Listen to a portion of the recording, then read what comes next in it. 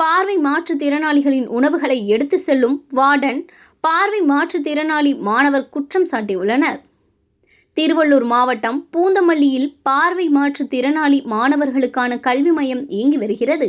பள்ளிக்கூடம், தொழிற்பயிற்சி மையம், தங்கும் விடுதி, உணவகம் உள்ளிட்ட பல்வேறு வசதிகளுடன் செயல்பட்டு வருகிறது. ஆங்கிலேயர் காலத்தில் கட்டப்பட்ட கட்டிடத்தில் செயல்பட்டு வருவதால் இந்த பள்ளி மிகவும் பிரபலமானது. இதில் தமிழகத்தின் பல்வேறு மாவட்டத்தை சேர்ந்த பார்வை மாற்றுத்திறனாளி மாணவர்கள் இங்கு பயின்று வருகின்றனர். இந்த நிலையில் திருவண்ணாமலை மாவட்டத்தை சேர்ந்த நெடுஞ்செழியன் என்ற மாணவர் ஐடிஐ படித்து வருகிறார். இவர் வெளியிட்டுள்ள புகார் வீடியோ ஒன்று தற்போது சமூக வலைதளங்களில் வைரலாகி வருகிறது.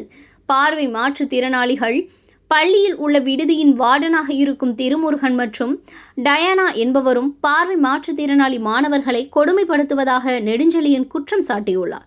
குறிப்பாக வார்டன் திருமுருகன் தங்களுக்கு வழங்கப்படும் உணவில் ஒரு பங்கை கொடுத்துவிட்டு 5 பங்கை எடுத்து செல்வதாக தெரிவித்துள்ளனர். சிக்கன் மற்றும் பிரியாணி உள்ளிட்ட அனைத்து உணவுகளையும் அவர் அள்ளி செல்வதாகவும், தங்களுக்காக வரும் நன்கொடை பொருட்கள் மற்றும் துணிகளையும் அவர் எடுத்து செல்வதாகவும் குற்றச்சாட்டை முன்வைத்துள்ளனர். இது குறித்து கேள்வி எழுப்பினால் தங்களை தகாத வார்த்தைகளில் திட்டுவதாகவும், அடிக்க வருவதாகவும், மிரட்டுவதாகவும் கூறியுள்ளனர். இது தொடர்பாக கல்வி மைய முதல்வரிடம் கோரிக்கை விடுத்ததால் அவர் பொறுத்து கொள்ளுமாறு கூறுவதாகவும் குறிப்பிட்டுள்ளனர். எனவே இந்த பிரச்சினைக்கு முதலமைச்சர் மு.க.ஸ்டாலின் நடவடிக்கை எடுக்க வேண்டும் என கோரிக்கை விடுத்துள்ளார்.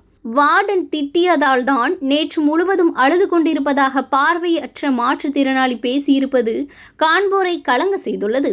தற்போது அந்த வீடியோ சமூக வலைதளங்களில் வேகமாக பரவி வருகிறது. இது குறித்து பள்ளி முதல்வரை தொடர்பு கொண்டு கேட்டபோது மாணவன் குற்றச்சாட்டுக்கு மறுப்பு தெரிவித்துள்ளனர். வார்டன் திருமுருகன் என்பவர் மாற்றுத்திறனாளி, அவரை மாற்ற வேண்டி சதி செயல் நடப்பதாக சந்தேகிப்பதாக கூறிய அவர் மாணவன் வீடியோ காட்சி குறித்து விசாரணை செய்து நடவடிக்கை எடுப்பதாக தெரிவித்துள்ளார்.